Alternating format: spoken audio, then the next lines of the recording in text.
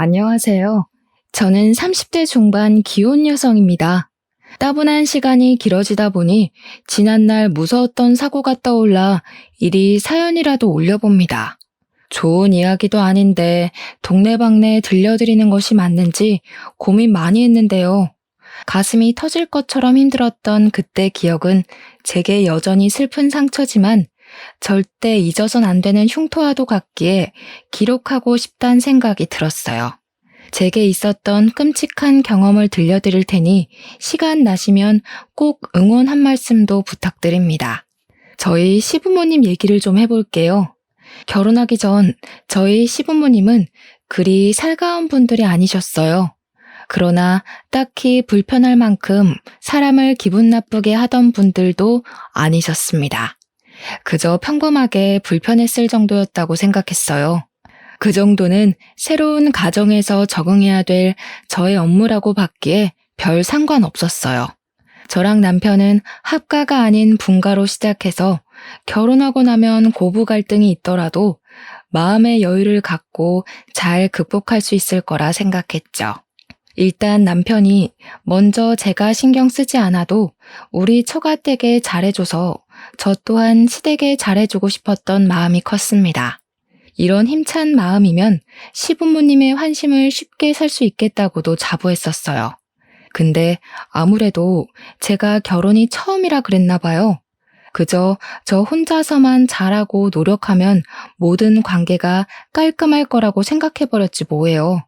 결혼이란 건 사람 대 사람으로 이루어져서 그렇게만 잘 지내면 되는 문제인 줄로만 알았는데 소문대로 집안 문제가 정말 제 결혼 생활을 이렇게나 극한으로 몰고 갈 줄은 몰랐습니다.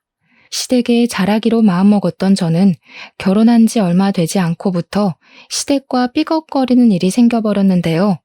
그 원인은 바로 저희 엄마 문제 때문이었어요. 저희 엄마는 제가 학창 시절일 때부터 심장이 안 좋으셨습니다. 그래서 제가 수능을 쳤을 때도 수술하느라 마중을 못 나오시고 사경을 헤맸던 적이 있었죠. 그 뒤로 저는 엄마한테서 눈을 떼지 못하는 딸이 되었고 엄마한테서 병원은 때려야 뗄 수 없는 존재가 되어버렸어요. 심장병이란 것이 정말 종잡을 수 없는 병이더라고요. 괜찮은 줄 알았다가도 한순간에 잘못될 수 있다는 걸 저도 한두 살 나이가 먹어가면서 알게 되었습니다. 그러면서 더 엄마를 이해하게 되었고 엄마를 자식 돌보듯 챙기게 되었죠. 나이를 먹는 게 좋으면서도 싫었습니다. 나이를 먹으니 제가 생각이 더 깊어지고 엄마를 좀 더 잘 보필할 수 있는 능력이 생기니까 좋았으나 반면 아무래도 엄마 또한 저와 같이 나이가 드니까 건강을 잘 관리해도 갈수록 호전을 바라는 것이 더 어렵더라고요. 저도 그걸 잘 알아서 직장을 다니면서도 자취는 더더욱 한 적이 없었습니다. 엄마가 주기적으로 병원을 다니는데 그때마다 병원에 연차를 내어 무조건 같이 방문했었어요. 아빠도 안 계시는 마당에 제가 죽을 때까지 엄마를 모시고 챙길 생각이었죠. 근데 예상치 못하게 제가 결혼하고 싶은 사람이 생기면서 고민 많이 했었어요. 엄마가 신경 쓰여서 엄마랑 남편한테 다 말 못하고 혼자 끙끙 앓았는데 고맙게도 남편이 그런 제 마음을 다 눈치채 줬더라고요. 남편은 제게 결혼식을 올리는 것보다 마음이 함께인 것이 좋다고 당시 저를 기다려 주었습니다. 제가 결혼할 마음의 준비가 될 동안 남편이 저보다 엄마를 더 챙겨주었는데요. 엄마가 병원 가는 날까지 미리 자기 일정에 표시해서 저한테 연락해 왔어요. 그때마다 남편도 연차를 내 병원까지 마스코트 해줬습니다. 그렇게 몇 날 며칠을 보낸 뒤에야 제가 어느덧 남편한테 큰 의지를 하고 있던 걸 알았고 안심해서 결혼을 하게 된 거였어요. 바보 같게도 저는 엄마 문제로 겪는 고비는 그게 끝인 줄 알았네요. 하지만 결혼하고 닥쳐온 시댁 첫 제사로 인해서 제게 친정으로 닥쳐올 시련은 시작조차 되지 않았다는 걸 뒤늦게 알아버렸습니다. 시댁 제사가 있는 한 달 전, 시댁에 갔는데 시모가 먼저 제사를 언급하시더라고요. 저는 그때 시댁 제사 이야기 자체를 처음 들었기 때문에 그때만 해도 제사 날짜를 전혀 모르고 있었어요. 그래서 문제는 제사를 한다는 것이 아닙니다. 시모가 말한 제삿날이 우리 엄마가 병원을 가야 하는 날이랑 겹친다는 거예요. 무척 당황스러웠어요. 저희 엄마는 한번 병원에 가게 되면 치료를 받기 위해 미리 입원을 해야 하거든요. 한 3, 4일 진료 정도 기간이 필요해요. 그래서 저도 그간에 미리 일을 연차내고 엄마 곁에서 간병하기 일쑤였어요. 엄마 혼자 보낼 수 없는 이유는 치료를 받고 나오면 하루간은 정신이 온전치 못해서 곁에 사람이 무조건 필요합니다. 엄마가 간병을 불편해하기도 하고 저 또한 엄마를 모르는 사람 손에 맡기는 것이 싫어서 몇 년을 이렇게 지내왔어요. 당황으로 입이 묶여 선뜻 대답을 못했던 저는 시모에게 최대한 양해를 구해야 했어요. 이 난감한 상황을 어찌 잘 설명하면 좋을까 고민하던 찰나 남편이 먼저 시모에게 대답을 했는데요. 근데 남편이 말하는 걸 들어보니 남편도 제사 얘기를 자기한테 하는 시모를 당황스럽게 보더라고요. 무슨 소리를 하는 거야, 제사라니. 원래 제사는 형네가 했잖아. 여태까지 제사를 해본 적이 없는데 갑자기 왜 나한테 제사를 하래? 너네 형 지방으로 이사 갔잖니? 못 들었어? 발령 났다더라. 네 형이 없으니까 당연히 네가 챙겨야 할 거 아니냐. 우리가 이 늙은 몸을 이끌고 몇 시간이나 걸리는 거리를 왔다 갔다 하리? 며느리까지 새로 들어왔으니 이제 가장일 좀 해야지. 듣자 하니 원래 제사는 장남인 아주버님네에서 다 했나 보더라고요. 시부모님이 직접 아주버님네까지 가서 함께 지낸 것 같았습니다. 이제 아주버님이 지방으로 가버리고 없으니 제 남편 보고 아주버님이 했던 것 모두 도맡으라는 것이 시모의 통보였어요. 남편도 이 사실을 저처럼 그날 처음 들었던지라 저한테 그 어떤 언질도 못 해줬습니다. 그래서 제게 결혼 전이나 신혼초 때도 딱히 집안 행사에 대해서 언급한 적이 없었고 뭐든 우리 친정 행사가 우선이라고 말해줬었겠죠. 어쩌면 남편 입장도 아주 당황스러웠을 거예요. 아주버님네는 우리 결혼식 할 때 이미 지방으로 발령나서 이사를 마친 상태였다고 합니다. 그 사실도 남편이 몰랐다고 하니 그건 형제간에 좀 너무했지 않나 싶네요. 먼 친척도 아니고 형제 사이인데 같은 서울에 살다가 이사를 가는 거면 지방으로 이사 간다고 말해줘야 되는 거 아닌가요? 설령 바빠서 깜빡해서 못해줬다고 하면 결혼식 때라도 말해줄 수 있었던 거잖아요. 저 혼자 이해 안 가는 부분이었던지라 둘 사이에 끼지 못하고 그저 입 꾹 닫고 서 있었습니다. 일단 저희 엄마 병원 때문에 이번 제사에 참석이 불가하다는 것부터 말씀드리는 게 급했으니까요. 어쨌거나 앞으로는 제사를 우리 남편이 맡아서 해야 된다는 거잖아요. 시부모님까지 모시고 이건 말 그대로 우겨서 거절하기 애매한 상황이라서 일단 남편이 수긍하는 듯 했습니다. 그럼에도 저와의 약속은 지키고 싶었는지 제 편의를 봐주려고 했어요. 그럼 나만 제사 참여할게. 와이프는 장모님 병원 때문에 안 돼. 미리 잡은 일정이라 뺄 수도 없고 장모님 심장 치료는 옆에 보호자 없으면 위험한 치료야. 이건 엄마가 양보해줘야 돼. 아들, 네 형이랑 형수가 왜 제사를 도맡아서 했는데 엄마 혼자 음식하고 준비하기에 몸이 안 좋아서 대신해주느라 그랬던 거야. 그런데 며느리를 쏙 빼놓고 하라고? 내가 와이프 하는 몫까지 다 할 거야.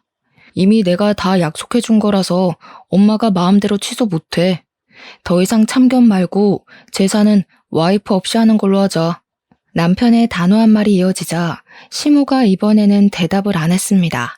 그것이 괜히 눈치가 보여서 시모를 한번 쳐다봤어요. 시모는 그저 식탁에 놓인 주전부리들만 들추고 있더군요. 누가 봐도 기분 언짢다는 내색인 듯 했지만 어쩌겠습니까? 시모한테 죄송한 짓을 저지를 수밖에 없었어요. 그리고 시댁 제사 당일이 되었습니다. 그 어느 때보다 무거운 마음으로 엄마 병원을 가야 했어요. 그래도 남편의 감사한 배려로 엄마를 챙길 수 있다는 것 자체가 다행이라 생각하며 마음을 편히 가지려 했습니다. 그 바람에 미안하게도 남편은 혼자서 처음 해보는 제사에 참석을 하게 되었죠. 그리고 그날 남편이 제사를 끝내고 시댁에서 자지 않고 새벽 늦게 우리 엄마 병실을 찾아왔어요. 그 기척에 너무 놀라서 피곤한데 뭐하러 왔냐고 했더니 자기 고생한 거 생각도 안 하고 참 기특한 소리를 하는 거 아니겠습니까?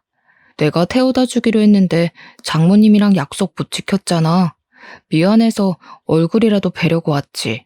아무래도 내일 인사드리는 게 좋겠지? 엄마랑 약속 못 지킨 것이 내내 마음에 걸려서 그 새벽에 이 먼 길을 달려왔다는 남편의 말에 정말 감동받았습니다. 남편의 마음이 너무 갸륵해서 그 때문에 혼자 제사를 고생한 남편에게 더 미안했어요. 안타깝지만 자고 있는 엄마를 깨울 수는 없었기 때문에 인사는 못하고 병원 가까운 곳에 제가 잡아둔 숙소로 가서 남편을 재운 뒤에 다시 병실을 찾았어요. 엄마도 사위가 아침 일찍 반겨주니까 좋아하더라고요. 남편은 뭐가 그리도 미안한지 엄마 얼굴을 보자마자 5분째 죄송하다는 말만 늘어놓고 있었습니다. 그런데 그때였어요. 남편이 이제 좀 엉덩이를 붙였는데 시모한테 전화가 온 겁니다. 결국 남편은 다시 자리에서 일어났고 잠깐 저희한테 양해를 구해 그 자리에서 통화를 받았어요. 그리곤 저희 모두가 그 자리에서 깜짝 놀랄 소식을 들었죠. 너 지금 어디냐? 네 엄마 아침에 쓰레기 버리러 나가다가 다리 힘 풀려서 계단에 굴렀다. 방금 수술하러 들어갔거든. 급한 일 있는 거 아니면 여기로 좀 올 수 있겠어? 시부 말로는 시모가 제사 때문에 안 하던 고생을 무리하게 해서 탈이 났는지 새벽 내내 다리가 아파서 잠도 제대로 못 잤다고 합니다. 그게 아침 대바람부터 그 사고를 낸 거라고 했고요. 그래서 상황은 급하게 다리 수술하러 응급실에 실려간 상태라고 하네요. 마침 병실이 조용해서 저랑 친정 엄마까지 듣고 있었던 터라 저희까지 놀랐어요. 결국 남편은 다시 시댁으로 가야 했습니다. 남편은 저희 엄마한테 면목없어 하면서 이미 끝냈던 사과를 또 하기 시작했어요. 엄마는 괜찮다면서 심호 걱정을 했고 가만히 서 있는 저를 보고도 같이 가보라고 권유를 했습니다. 엄마 두고 어떻게 가? 그래도 내일까지는 내가 있어줘야지. 엄마 지금 혼자서 화장실 가는 것도 어렵잖아. 정신만 돌아오면 다 된 거지 뭘. 여기 지나다니는 보호자 선생님이나 간호사 선생님 불러서 좀 도와달라고 하면 돼. 옆에 보호자분들한테 도와달라고 하거나. 엄만 이제 알아서 할 수 있으니까 네 시어머니나 가서 챙겨드려. 수술한다는데 아들이랑 며느리가 옆에 있어줘야지. 계속해서 곤란해하고 있는 저를 보면서 엄마는 하루 뒤면 태어날 건데 뭐가 그리 걱정이냐고 전화 꼬박꼬박 해줄 테니까 빨리 가보라고 했습니다. 원래 수술 끝나고 식구들이 같이 있어줘야 기운 빨리 차리는 법이라고 말이죠. 할 수 없이 저도 남편이랑 같이 시모가 있다는 병원으로 달려가야 했어요. 우리가 도착하니 시모는 이미 수술을 다 끝내고 다리에 철심을 박은 채로 병실에 누워 있었습니다. 이왕이면 엄마 말대로 수술 전에 도착하고 싶었는데 그게 좀 아쉬웠어요. 그래도 시모가 누워서 눈덩이에 팔을 올리고 있는 것 보니 수면 마취는 깬 지 얼마 안 된 것 같아 보이더라고요. 저는 걱정되는 마음에 시모에게 냉큼 다가가 시모의 손을 잡았습니다. 어머님 작은 며느리 왔어요. 다리는 좀 괜찮으세요? 소식 듣고 얼마나 놀랐는지 몰라요. 어쩌다가 넘어지셨어요. 저는 정말 걱정이 되어서 진심으로 물었습니다. 그런데 당황스럽게도 시모가 제게서 고개를 돌려버리더군요. 그때 시부가 대신해서 제게 대답해 주시더라고요. 그 대답은 그냥 지난날 시모가 했던 답과 같은 맥락이었어요. 시모가 원래 몸이 불편해서 제사를 아주버님 댁에서 했다는 것, 음식도 형님이 다 한 것이요. 그런데 오랜만에 시모가 형님이 해야 할 몫을 모두 다 했더니 탈이 난 것 같다고 하는 겁니다. 남편이 최선을 다해서 시모를 도와준다고 했지만 아무래도 요리를 못하는 남자이다 보니까 시모 입장에서는 일손이 부족했나 보더라고요. 근데 착각인 건지 왠지 말씀하시는 게 마치 제 탓 때문에 시모가 이렇게 다쳤다는 걸로 들렸어요. 그건 저만 그렇게 느낀 것 아닌 듯 했습니다. 누가 아침부터 쓰레기를 버리러 가래? 새벽 내내 다리 아팠다면서 굳이 그 무거운 쓰레기를 왜 또 들고 나가서 사서 고생해. 지금 아빠 말하는 거 꼭 내 와이프가 제사 안 도와줘서 엄마가 이렇게 됐다는 걸로 들린다? 엄마 다친 건 그냥 사고야. 괜히 말도 안 되는 걸로 트집 잡을 생각하지 마.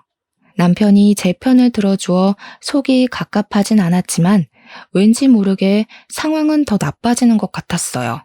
시모는 한숨까지 쉬면서 저를 꼴보기 싫어했습니다. 그렇게 정막만 가득한 가운데 얼마 지나지 않아서 나중엔 오랜만에 보는 아주버님 댁까지 지방에서 올라왔어요.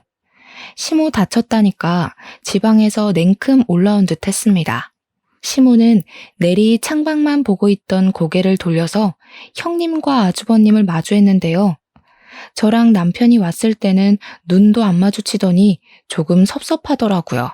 물론 제가 미운털 박히게 행동해서 남편까지 밉보이게 만들었겠지만 어떻게 저 하나 때문에 자기 둘째 아들한테 마저 삐치는 건지 모르겠더군요. 이미 그것만으로도 시모의 속없는 이중 면모가 잘 보였는데요.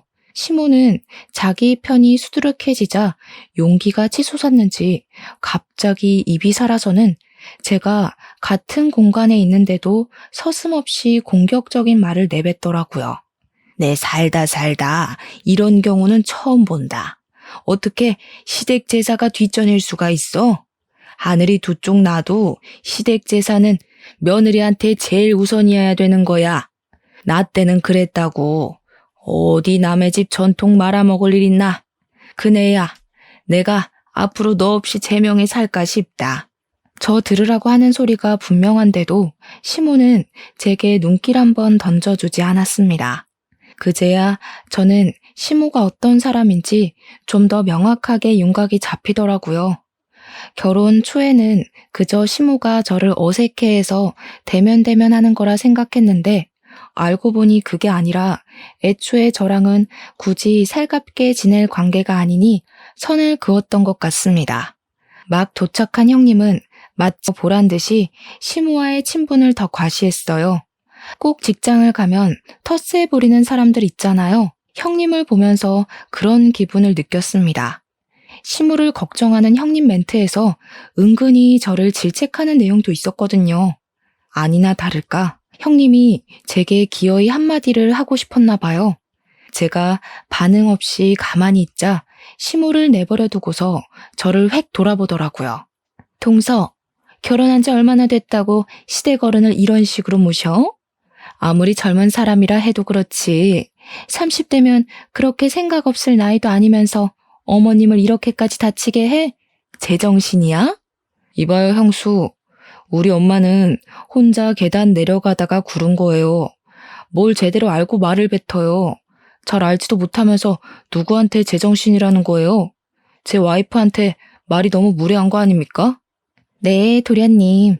저런 애들한테는 좀 무례하게 굴어야 말귀를 알아듣거든요. 오냐오냐 해주면 머리 끝까지 기어올라서 나중엔 어머님 온몸이 남아나지 않을 거라고요. 그때 돼서 이혼한 애 만에 집안 뒤집지 마시고 지금부터 와이프 교육 똑바로 시키세요. 형님은 시댁 사람들 사이에서 큰 소리 떵떵 치며 시댁 편을 들었습니다. 보니까 시모가 왜 아주버님 댁이 오자마자 하소연했는지 알겠더라고요. 형님이 나서서 속 시원하게 자기 편을 들어줄 줄 알았던 거겠죠. 식구들이 시모 다친 것을 다 제 탓으로 몰아가자 그 상황에서 가장 화난 것은 남편이었습니다. 남편은 자기 식구라고 숨기는 것 없이 솔직한 심정을 토로했어요. 다들 너무하네. 우리 집도 시가 집안이다 이거야? 이러려고 우리 부른 거야? 숨이 막힌다. 멀쩡하게 눈 뜬 거 봤으니까 갈게. 남편은 식구들에게 크게 실망했다는 표현을 표출하고서 저를 데리고 병원을 빠져나왔습니다. 그렇게 밖으로 나온 남편은 시댁 식구들을 대신해서 저한테 사과했어요. 그게 어디 남편이 잘못한 일인가요? 남편 탓 아닌 걸 알아서 남편한테 화나진 않았어요. 아까까진 시댁 식구들한테 짜증이 났지만 막상 나오니까 그 짜증이 또 그리 길게 가지도 않았어요. 그건 아마 제 기분이 극에 치닫기 전에 남편이 자꾸 알아서 다 해결해줬기 때문이 아닌가 싶습니다. 이후에는 그냥 고민 많이 되었어요. 남편 말로는 시댁 제사가 4달 뒤에 또 있다고 했거든요. 그걸로 남편도 걱정이 많은 것 같더라고요. 시모가 그때 우리 집에 와서 제사를 지낸다고 그랬대요. 물론 남편은 그 제사도 제가 원하지 않으면 자기가 혼자 한다고 했습니다. 솔직히 저희 엄마 사정 이해 못해주는 시댁 제사 따위 신경 써주고 싶지 않은데 남편 집안이니까 아예 무시할 순 없는 노릇이었어요. 그렇지만 역시나 시댁 얼굴을 안 보게 살 게 아니기 때문에 남편을 위해서라도 괜찮다고 다음엔 같이 하자고 했습니다. 그날 이후 왠지 모르게 마음 편할 날이 없었어요. 시모 다리 다친 것 때문에 자주는 못해도 가끔은 시댁을 들여다봐야 될 것 같다고 남편한테 말하면 남편이 그냥 신경 꺼도 된다고 하더라고요. 그래서 그냥 시댁에 전화를 걸어보면 시모는 전화를 안 받으시고 시부는 괜찮다고만 하며 전화를 빨리 끊기만 했습니다. 근데 어느 날엔 제가 참 속상한 소리를 수화기 너머로 듣게 되었었는데요. 또 전화 왔어? 할 일이 그렇게나 없나? 제삿날만 콕 집어서 잘만 빼먹더니 허구한 날 놀고 먹나 보네. 절대 오라고 하지 마소. 깨우면 귀찮아지니까. 시부가 급히 전화를 마무리하고 끊었지만 제가 다 들어버린 내용이었죠. 그 뒤로는 시댁에 전화를 넣지 않았어요. 시모가 저를 뒷담하는 어투가 아주 익숙하게 들렸거든요. 싫다는데 더 이상 챙겨드려봤자 뭐 하겠습니까? 남편이 저희 엄마 잘 챙겨주니까 저도 그러려고 했던 것뿐인데 그때부터 그냥 남편 말대로 시댁에 신경을 끄기로 했어요. 그리곤 마음 무겁게 시간만 보냈고 어느 날 저는 세상에서 가장 힘든 시간을 겪었습니다. 엄마랑 평소처럼 통화를 하던 날이었어요. 엄마 심장 기능에 문제가 생겼는지 전화하는 도중 엄마가 갑자기 쓰러진 겁니다. 그때 제 정신도 바로 나가버렸던 걸로 기억해요. 무슨 정신으로 119에 신고를 했는지 잘 모르겠어요. 어떻게 신고를 하고서 저는 엄마랑 매일 다녔던 병원으로 바로 출근했습니다. 갔더니 엄마는 미리 도착해서 긴급조치 수술에 들어가 있었어요. 그 모습 보자마자 다리에 힘이 풀려서 엄마를 부르며 울부짖었습니다. 간호사 선생님들이 제 얼굴을 익히 알고 계셔서 저를 잘 달래주었기에 2달이 버티고 서 있을 수 있었네요. 그래도 미리 좀 진정하는 덕에 수술 마치고 나온 의사가 하는 말을 제대로 경청할 수 있었습니다. 의사가 하는 말이 엄마가 과거에 심장 수술했던 부분에 문제가 생겨서 심장을 재수술 진행해야 될 것 같다고 하더라고요. 근데 상태가 위급하대요. 날짜를 빨리 잡아야 할 정도로 생명에 치명적이라는 겁니다. 그 소리를 듣는데 겨우 진정한 심장이 다시 뛰기 시작했어요. 엄마가 아직 무사한데도 엄마 손을 놓쳐버릴 것 같이 왜 그렇게 조마조마한지 모르겠더라고요. 저는 의사 선생님이랑 최대한 일정을 조정해서 가장 빠른 날로 수술을 잡았습니다. 제 개인적인 스케줄과 회사 스케줄? 그건 다 조정할 수 있었어요. 의사 선생님도 저와 저희 엄마를 오랫동안 봐주신 분이라서 최대한 편의를 봐주셨죠. 모든 게 문제없이 잘 진행되어 엄마만 무사하면 될 일이었는데 하필 생각지도 못한 장애물에 또 걸리고 말았습니다. 말도 안 되게 연 4회 있는 시댁 제사랑 한 번 더 겹쳐 걸린 것 아니겠습니까? 그 사실이 무척 마음에 걸렸고 찝찝했지만 그렇다고 엄마 수술날을 미룰 순 없었어요. 저는 번복 없이 정해진 날로 밀어붙였습니다. 시댁 식구들과 화합하는 것보다 엄마를 살리는 게 먼저라고 생각하거든요. 남편한테는 너무 미안했어요. 다음 제사 때는 꼭 도와주겠다고 약속했었거든요. 그런데 이미 저 혼자 판을 다 벌려놓고 남편에게 통보한 셈이잖아요. 저는 그날 남편에게 면목 없어서 한참을 사과했습니다. 근데 이 착한 남편은 정말 고맙게도 제 의사를 더 존중해 주더군요. 자기였어도 당연히 그랬을 선택이라면서요. 아니, 그건 선택이 아니라 그랬어야만 하는 필수였다고 말이죠. 덕분에 저는 또 한 번 마음을 놓을 수 있었습니다. 하지만 역시나 남편과 시댁의 반응은 천차만별이었어요. 이 이야기가 시모한테 들어갔더니 또 난리가 날 수밖에 없었습니다. 첫 번째 제사는 경고로 넘어갔는데 두 번째까지 제가 제사에 불참하게 생기니 시모가 일부러 그러는 거 아니냐면서 남편한테 따지는 걸 남편이 통화하고 있을 때 같이 듣게 되었어요. 그년 옆에 있니? 당장 바꿔봐라. 어디서 새파랗게 어린 년이 어른을 속여 먹으려고 해. 내가 분명 저 때문에 개고생해서 다리 분질러졌다고 했냐 안 했냐. 두 눈으로 똑똑히 보고도 또 제사 빼먹는단 소리가 나와? 이건 그냥 시애미를 물로 보는 것 아니냐? 그런 거 아니라고. 지금 제사가 문제야. 당연히 와이프한테는 장모님이 먼저지. 장모님 지금 하루 이틀 하고 계신다고. 엄마는 사돈으로서 걱정도 안 돼. 장모님 위해서 기도해도 모자랄 판에 어떻게 죽은 사람 들먹이면서 제사를 지내라 말아야. 어머머, 얘 말하는 거 봐. 그 죽은 사람들 때문에 지금 네가 살고 있는 거야. 야, 이 둔치야.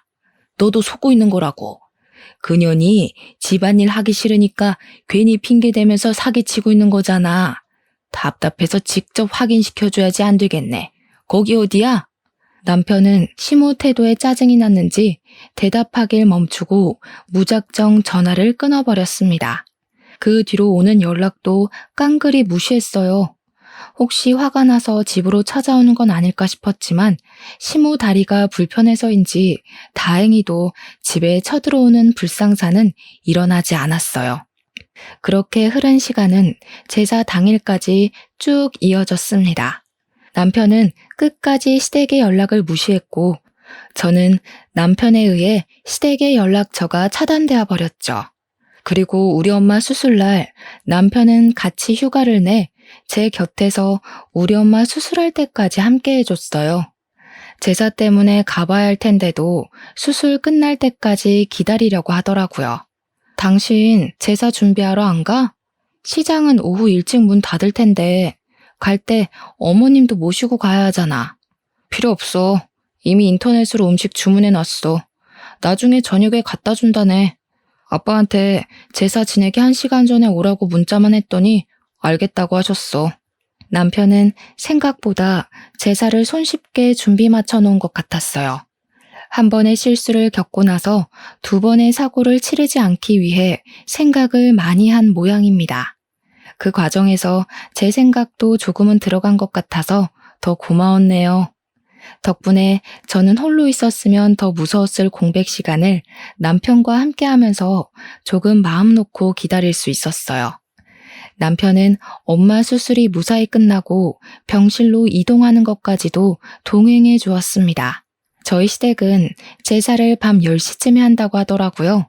그래서 남편은 병원에서 8시 30분에 출발을 하기로 하고 마음껏 저희 엄마 곁을 지켜줬어요.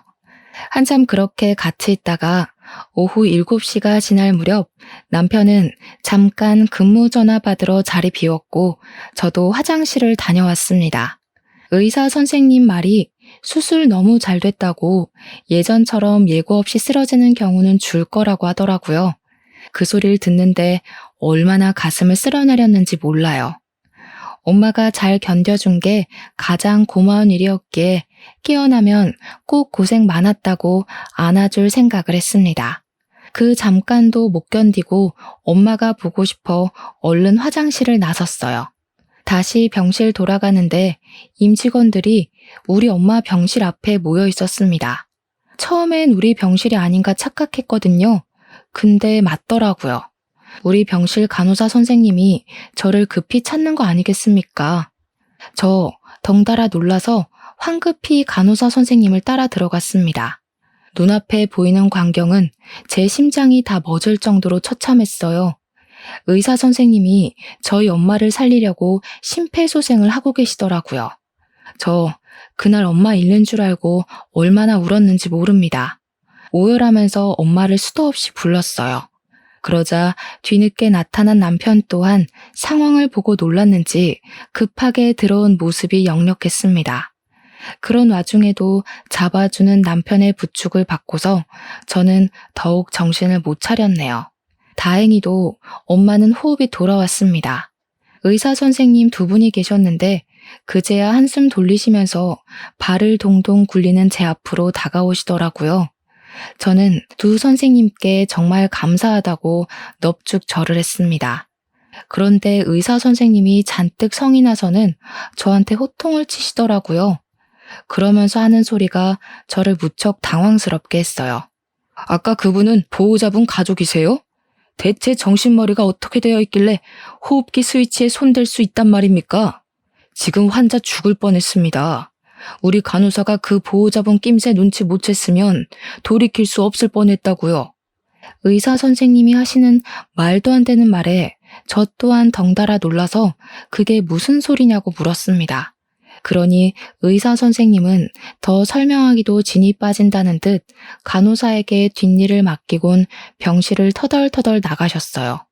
심폐소생술로 기운을 다 뺀 것보다도 말도 안 되는 일 때문에 받은 충격이 더 커서 더 기운 빠진 것 같은 느낌이 들었습니다. 일단 저는 의사 선생님이 해주신 말뜻을 얼른 알고 싶어서 간호사 선생님께 물었어요. 그러자 간호사 선생님이 자세히 설명해 주길 아까 저랑 남편 말고 처음 보는 사람이 찾아왔었대요.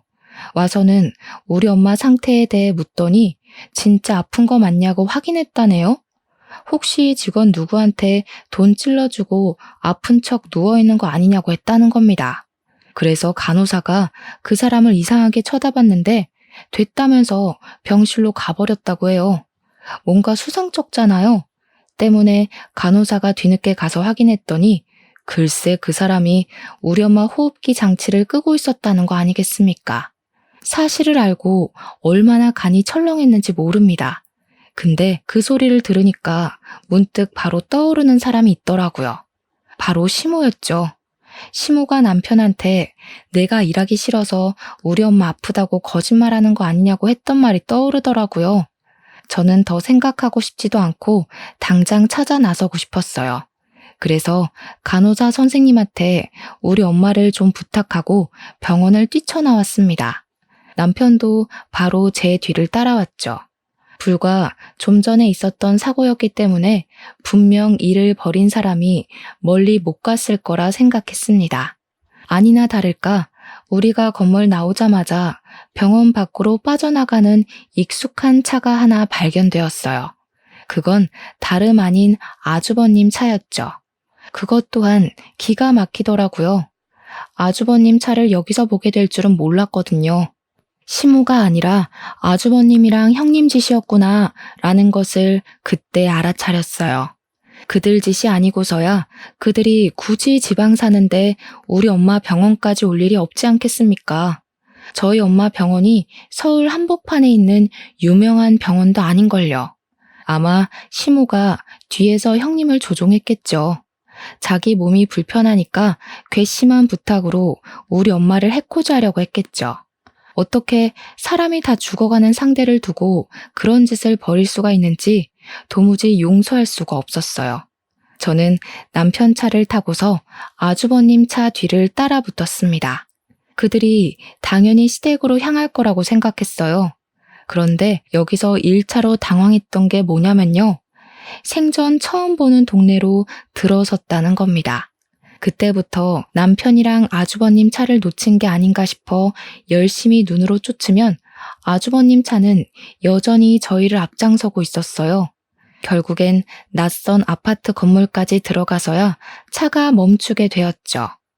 여기서 끝이 아니었습니다. 이 차로 당황했던 건 그 차 안의 주인공들 때문이었어요. 아주버님이랑 형님까진 예상했었는데 시부랑 시모까지 타고 있는 줄은 몰랐거든요.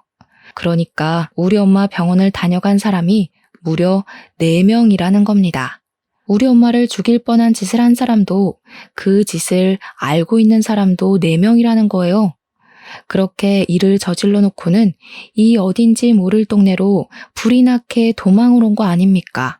이래놓고 제가 몰랐다면 넷이서 입맞춰 끝까지 발뺌했겠네요. 생각만 해도 너무 어이가 없고 치가 떨려서 당장 쫓아가 따질 생각으로 차에서 내렸습니다. 그들은 저희가 내린 줄도 모르는지 서로 실랑이 벌이느라 바빴어요. 나 정말 아직도 심장 뛰는 것 좀 보세요. 어머님이 분명 동서 어머님 아픈 거 거짓말일 거라고 하셨잖아요. 그런데 진짜 저 살인자 될 뻔했다고요. 이거 걸리면 어떻게 되는지 아세요? 저 잘못되면 어머님이 다 책임지셔야 돼요. 알겠어요? 얘가 왜 남의 탓을 해? 내가 올라가서 진짜 아픈지 아닌지 확인만 해보라고 했지. 누가 기계를 꺼보라고 하든? 그거 하나를 못 알아봐서 그런 무식한 짓을 저지르냐? 무식한 네 머리통을 탓해. 나는 모르는 일이다. 네? 여태까지 제가 얼마나 도와드렸는데 이렇게 나오시면 안 되죠. 저는 어머님의 꼭두각시였을 뿐이에요. 제 자의로 한 건 아무것도 없다고요. 자꾸 모른 척 하시면 어머님이 동서 부려먹으려고 사기친 거 제가 다 까발릴 거예요. 까발려? 그래, 가서 까발려라. 그러는 넌 뭐 다를 줄 아냐? 너도 동서 생겼다고 일하기 싫어서 꾀부린 건 마찬가지 아니야? 지방 갔다고 거짓말해서 이런 데 숨어 살 정도로 일하기 싫다 한 년이 누군데? 네가 그러고도 맏며느리야? 어휴, 집안에 맏며느리란 년이 이렇게 꼴통이어서야. 동네가 시끄럽도록 쩌렁쩌렁 소리를 지르는 그들의 대화를 듣고서 저는 제자리에 서서 꼼짝도 할 수 없었습니다. 저라고 며느리로서 시댁에 잘한 것 하나도 없긴 하지만 그렇다고 시댁에서 저를 이런 식으로 매도하려고 수쓰고 있는 줄은 꿈에도 몰랐어요. 소란스러운 와중에 유독 제 눈에 들어오는 것이 또 하나 있었는데요. 이것 또한 아주 우습습니다. 시모는 다리 수술 말이에요. 시모가 계단에서 굴러 수술을 하는 바람에 평소 지팡이가 없으면 잘 걷지도 못하는 처지가 되어버렸다고 했었거든요. 그런데 양다리를 아주 건강하게 꼿꼿하게 세운 채로 형님을 몰아붙이고 있더라고요. 그러니까 시모 다리 사기라는 거네요. 그리고 모르는 동네인 줄로만 알았던 이 아파트. 어딘가 했더니 아주버님 댁이었다는 걸 운 좋게 알아버렸어요. 말했다시피 아주버님은 지방으로 이사 갔던 게 아니라 시댁 일하기 싫어했던 형님이 이제 동서 생겼다는 이유로 시댁 집안일에 손 터는 바람에 지방으로 이사 간 척 숨기고 살았던 거라는 거죠. 이것도 역시 사기라는 거고요. 참 시모랑 형님이랑 어떻게 된 게 마음은 잘 맞았나 봅니다. 그러나 마음 잘 통해서 계획은 좋았지만 실천에서 영 엉망진창인 게 둘은 손발 안 맞는 짝인 게 증명된 셈이네요. 아마 제가 본인들 뜻대로 움직여지지 않아서 많이 당황했을 겁니다. 저한테 아픈 엄마가 있을 거란 변수는 생각 못 했겠죠. 제가 엄마 때문에 자꾸 며느리 노릇을 못해 보이니 그게 자기들처럼 머리 써서 사기치는 줄 알았나 봐요. 그래서 우리 엄마가 거짓말로 심장 질환 있는 척 한 걸까봐 병원까지 확인하러 가게 된 것 같습니다. 너무 하찮은 사람들이 아닙니까? 고작 그딴 의심 때문에 우리 엄마가 죽을 뻔했다는 사실이 너무 어이가 없고 화가 나서 눈물이 다 나는 겁니다. 마찬가지로 식구들의 대화를 같이 듣고 있던 남편도 식구들한테 열받았는지 저보다 남편이 먼저 식구들 앞에 모습을 드러내버렸어요. 남편은 밑도 끝도 없이 달려들어 담배 피고 있는 아주버님을 잡아 주먹을 날렸습니다. 이런 쓰레기 집안을 달고 다닐 바엔 차라리 고아가 낫겠다. 당신들이 사람이야? 그래도 가족이라서 한편으로는 제발 아니길 바랬는데 결국 끝까지 최악을 보여주네. 당신이 뭔 짓을 했는지 알아? 살인 미수를 공모한 거나 마찬가지야. 그제야 다들 저랑 남편을 발견했습니다. 시무랑 형님이 가장 기겁하더라고요. 저와 눈이 마주치자마자 우왕좌왕하던 형님은 일단 아주버님을 패고 있는 남편을 말렸습니다. 그 사이 저는 화가 난 채로 시모 앞에 다가서서 손으로 시모 수술했다는 쪽 바지춤을 잡아 올렸어요. 아주 매끈한 다리가 드러나더라고요. 얼굴 빨개진 시모가 뭐 하는 짓이냐고 뒤로 물러나는 거 있죠. 제사가 얼마나 좋으시면 스스로 제삿날을 앞당기실까. 빨리 명달고 싶어 안달나셨나 봐요. 어머님, 살인미수 방조한 거 아시죠? 그것도 그거대로 처벌 가능한 것도 알고 사주한 걸 테고요. 어머님이 남편 전화로 우리 엄마가 아프다고 쇼하는 중이라 소리쳤던 거 증거로 제출하면 돼요. 병원 들락거린 CCTV도 있을 건데. 뭐야?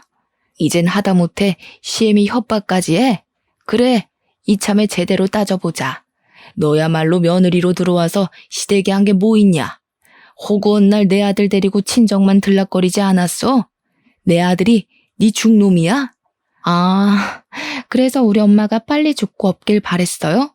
남편이 제 옆에서 고생하는 것 같아서? 제발 정상적인 사고를 좀 하세요. 저야말로 시댁에 종살이 하려고 결혼한 거 아니거든요? 내가 당신 집 제사에나 목숨 걸려고 결혼한 줄 알아? 우리 엄마 목숨이 왔다 갔다 하는데 당신 죽은 조상들이나 챙기자고 결혼한 줄 아냐고. 아무래도 저 또한 이 사람들 때문에 엄마가 죽을 뻔했다는 사실이 눈에 아른거려서 정신을 못 차렸던 것 같습니다.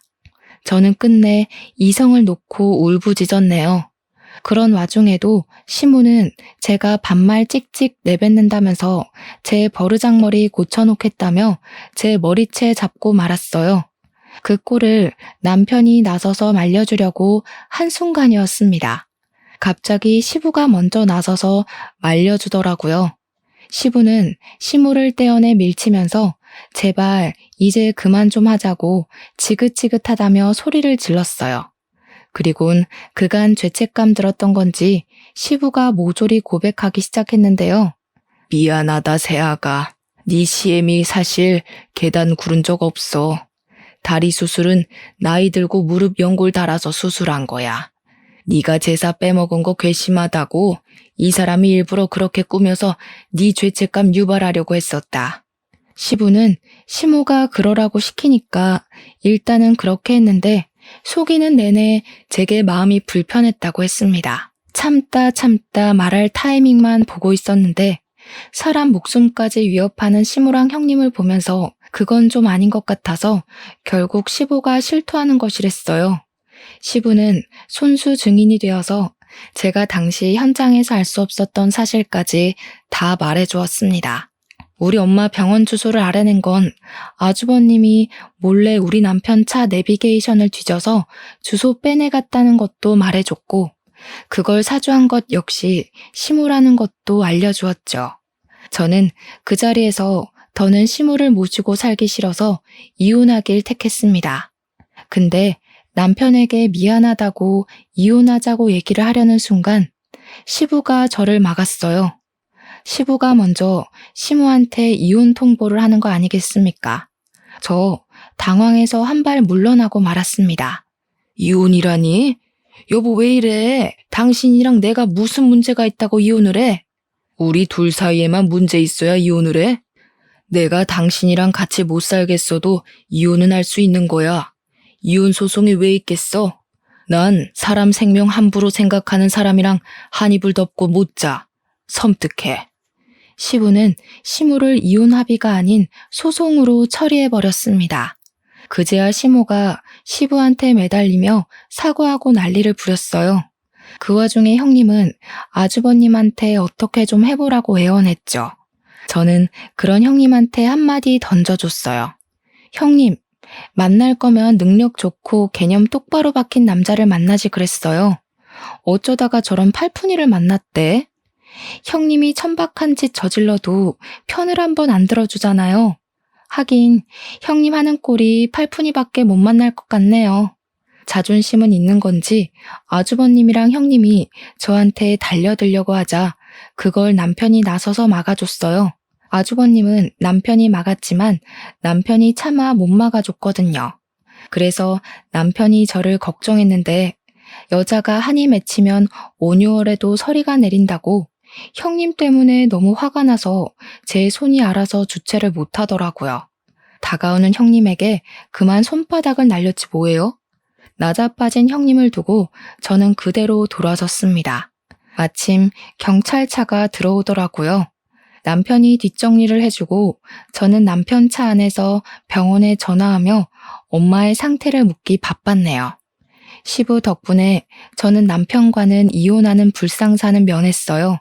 남편 같은 좋은 남자와 이혼했다면 평생 후회했을 텐데 그거 하나는 다행이라 생각을 해요. 아무튼 그 뒤로 저랑 남편은 시무랑 형님에게 손해배상 청구하고 살인미수 방조죄로 고소했습니다. 당연히 형님은 살인미수로 고소해버렸고요. 형님은 깜빵 안에서 혹시 이혼이라도 당할까봐 아주버님이 면회 갈 때마다 엄청 닥달하는 것 같았어요. 아주버님은 오히려 그것 때문에 지치는 것 같았고요. 그 둘은 서로 그렇게 지치고 망가질 때까지 서로 핥히기만 하다가 결국 이혼했으면 좋겠네요. 저랑 남편은 이전보다 훨씬 더 돈독해졌습니다. 집도 옮겼어요. 남편이 우리 엄마 걱정된다고 근처 아파트로 이사 가자고 하더라고요. 그래서 종종 엄마 집에 가 밥도 얻어먹곤 한답니다. 참, 저희 엄마는 의사 선생님 말씀대로 수술이 잘 돼서 건강하세요. 큰일 날 뻔한 경험을 했지만 다행인 건지 엄마에겐 그 기억이 없습니다. 저랑 남편이 일부러 말을 안 해주기도 했어요. 그냥 별로 좋은 일이 아니니까 시간을 두고서 말해야 할 때가 되면 밝힐까 합니다.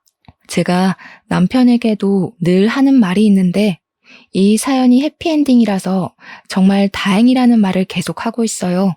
혹여라도 엄마가 잘못되었다면 그 사람들이 감방 같더라도 제겐 해피엔딩이 아니잖아요. 이렇게 잘 살고 있다고 끝낼 수 있어서 얼마나 안심이 되는지 모릅니다. 앞으로의 제 인생도 늘 해피엔딩이었으면 좋겠네요. 당연히 여러분들의 인생도 마찬가지로요. 바쁜 시간 내주셨죠? 그래서 복 받으실 거예요. 너무 감사드립니다.